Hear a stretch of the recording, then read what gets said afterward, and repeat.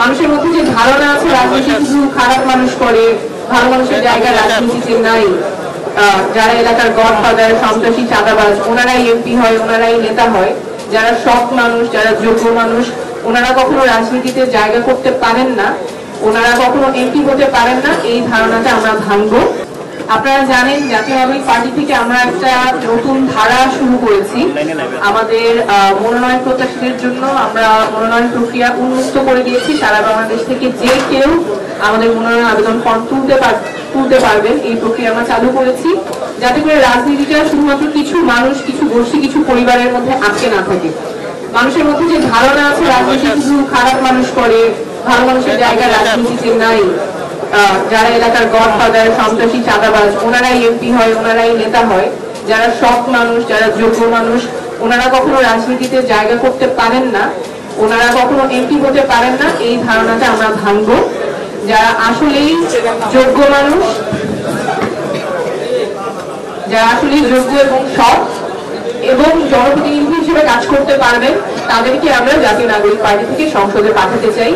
সেই জন্য আমরা আমাদের মনোনয়ন আবেদন ফর্ম উন্মুক্ত করে দিয়েছিলাম।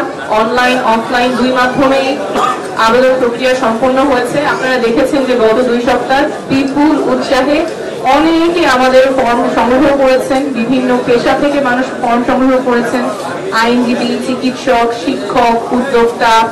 আমরা দেখেছি আমাদের অফিসে, আপনারা সাংবাদিক মধ্যে আপনারাই কভার করেছেন যে অনেক উৎসাহ উদ্দীপনার মাঝে মানুষজন আমাদের মনোনয়ন আবেদন ফর্ম সংগ্রহ করেছেন। এমন মানুষ এসেছেন যারা হয়তো আগে কখনো চিন্তা করেননি রাজনীতিতে তাদের জায়গা হবে, রাজনীতি প্রক্রিয়া তারা সংযুক্ত হতে পারবে, এমন অনেকেই আমাদের এই প্রক্রিয়ায় সংযুক্ত হয়েছে।